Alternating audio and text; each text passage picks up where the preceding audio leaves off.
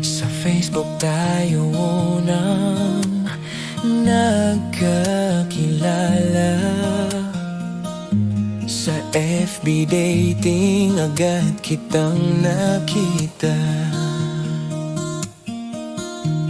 Mukha kang masiyahin at mapagmahal sa pamilya. Kaya yung iba kong kachat agad kong binitawan na.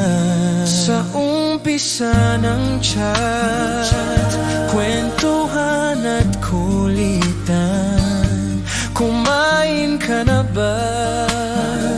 O kaya'y simpleng lambingan? Pero ang una kong tanong, di ko rin napigilan. Straight ka ba? Kasi Louie ang iyong pangalan. Louie, baby ko, mahal na mahal kita. Sana sa bawat araw piliin natin ang isa't isa. Sa hirap at ginhawa, tayo ay magkasama. Pangako ko ikaw lang at wala nang iba.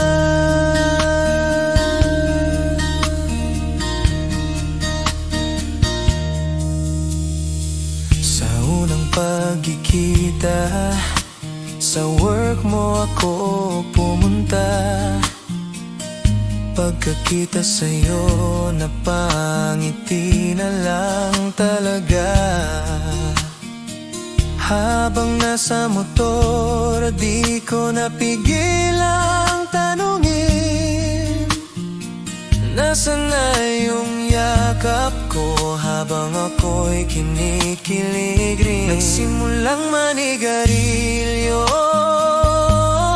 kala ko'y ayos lang, pero nakita ko kung gaano ka naapektuhan.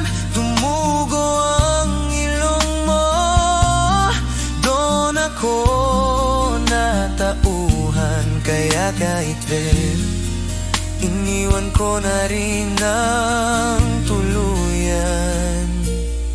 Baby ko ang tawagan, simula nung umpisa. August 8 ang anibersaryo nating dalawa. Pag ika'y nagmamaldita, ako'y mas malala. Pero sa huli, pag-ibig pa rin ang nagwawagi sa ating dalawa. Louie, baby ko, mahal na mahal kita. Sana sa bawat araw piliin natin ang isa't isa. Sa hirap at ginhawa, tayo ay magkasama. Pangako ko ikaw lang at wala nang iba. Magkasama na tayo sa isang tahanan.